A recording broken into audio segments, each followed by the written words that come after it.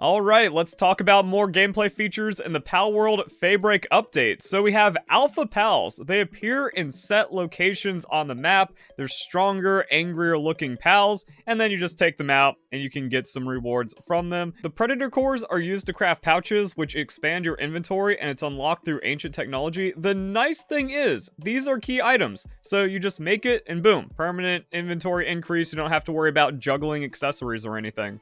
Now, finding Predator Pals can be a little weird. Interactive maps are updating with the Predator Pal locations, but sometimes you go there and there's just no Predator Pal to be found. In my experience, there's a couple of things that can cause a Predator Pal to spawn if it's not there when you arrive, such as leaving the area and coming back, so maybe it has a chance of spawning when you load the area. You might also have to be in the area for a little bit of time and eventually it spawns, and then for Tarantulas, it spawned here and then it started like patrolling the area, so could be nearby as well. Predator Pals, a little weird, but fortunately you don't have to kill 20 of them to get the giant pouch. That level 30 Tarantulas gave me 6 Predator cores, so unlocking everything is pretty nice. Another thing missing from my Palworld Feybreak gameplay guides is the Doctor, because whenever I tried to look for where he spawns, no one was saying where he spawned, and he does some pretty crazy stuff. So he can give your pals really good passives, or give them really terrible ones, can increase their IVs, or reduce their IVs. However,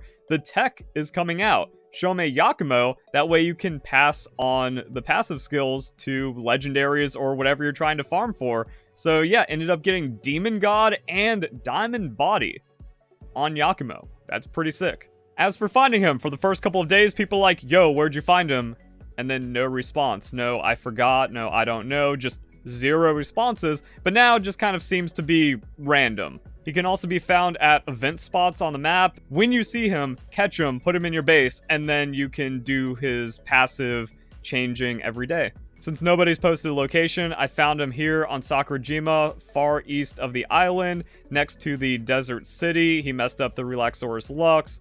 So, yeah, he's not there for me. Just kind of seems like a random roaming NPC, but maybe a bit more common around event spots. It also looks like he can go minus 15 IVs in all stats and a bad trait, minus 30 and an awful trait, or plus 15 and a positive trait, plus 15 and a rainbow trait. And speaking of the new passive skills and passive changes, we have the rainbow passive. Some passives have been upgraded, such as Lucky, but we can also see some new ones being added in. Vampiric absorbs a portion of damage dealt to restore, does not sleep at night, and continues to work. Good for combat, good for productivity. We also have max stamina, plus 75%. Swift has been upgraded, sanity drops 20% slower. Invader, so Xenolord bringing 30% increase to dark damage and dragon damage. Demon God, so yeah, this is like the super cracked out one where you get plus 30% to attack and 5% to defense. Hunger decrease, Eternal Flame, so Blazemutt Ryu, Siren of Void with Belanoir Libro. Then we have Legend, plus 20% attack, plus 20% defense. Diamond Body, 30% defense. Lucky with the work speed and attack. So now, like, the combat passives get kind of crazy. Diamond Body, plus Demon God, plus Legend, plus Musclehead. And then, is that what you want? Because I imagine with like the scaling of levels and the difficulty from hard mode and all these new challenges, the defense is pretty important. But also you have the 30% increases to be aware of, and then getting more damage that way. Is offense the best defense? Then we also have some other ones. Otherworldly cells from the Meteor Pals with the attack, fire damage reduction, lightning damage reduction. It's pretty crazy. And then remarkable craftsmanship, plus 75% to work speed. Who knows what's happening to productivity with the research and the skill trees for all of like the PAL workloads. And now we have more work speed and other things you can do. And then I've been working on optimized guild chests by going to a new base and just kind of seeing if I'm missing any of the resources. Pretty nice, where you can just kind of like scroll, loop through, see what's missing. I don't have enough hexalite to build things, so that seems to be like the only red. Oh, seeds, those don't matter. The PAL organs have become more and more important with all the updates. Like, yeah, you need a lot of electric organs for electricity generation.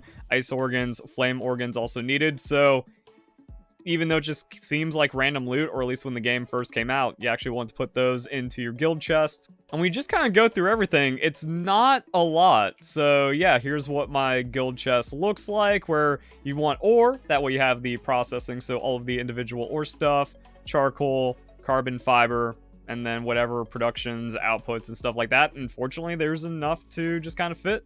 Also, I saw someone note that food doesn't spoil inside of the guild chest, so we don't know if that's a glitch or not, but man, that's really nice. So you make your really good food, and then you can just kind of store it here, which is also a benefit because you can pull it out at any of your bases. And then there's going to be a lot of individual recipes to take care of, so maybe you're going to notice something like, oh yeah, I guess I should put some mushrooms and some flowers in here. That way I can just kind of build wherever across all of my bases. But overall, as long as like you can build the base structures by just having the primary resources, it's pretty good. And we still have some space to add in. So check, make sure you have like a really good guild chest loadout, because this is what everyone's wanted. It's broken. And also apparently has like some extra utility behind it or something. And then to finish off the video, we have the location of the smaller oil rig. It's pretty hard to miss because you can just kind of see it from the early areas of the game, but maybe you're not paying a lot of attention. Also, we can just kind of fly over there real quick for your first raid, the levels, when you should take this on. So yeah, these guys are only level 16, but still like a pretty challenging raid. We also have a few of the big guys over there. Chest loot has some schematics and training manuals. And then the big chest is going to be on this part of the oil rig, so we can go and check out that loop. And we can also use that to like reverse engineer some of the data mine loot tables, which is really nice. So this is referred to as the mini oil rig, and we have the small chest being chest 1, and then the larger chest being number 2. So the big chest can give you legendary crossbows and musket. Doesn't, like, wow, the big chest actually just seems pretty crap. And the smaller chests do have better loot, but I mean, you can just go to the sanctuary or do some dungeons if you want like the pendants and the undershirt. And the pelt armor, depending on like other schematics and other content you're doing, like it might be nice if just run over here you end up with a heat resistant schematic 3. But then eventually that's going to get upgraded pretty quickly, and then you can find some dog coins and training manuals. So actually the loot here doesn't seem that good or worth it, even for the early-ish mid-game. I guess it might be worth doing once, but, you know, comment your thoughts down below. Am I missing something for someone at, like, this stage of the game because I've gone so far past it? But I have a speed run where you hit level 30 in 4 hours, so by then your technology, everything else is going to be way above that. Yeah, the mini oil rig doesn't seem like there's anything crazy here to farm. Also, I don't know how I got in this situation, but, alright, hope you guys enjoy the video. Hope you all have a nice day. Thank you very much for watching.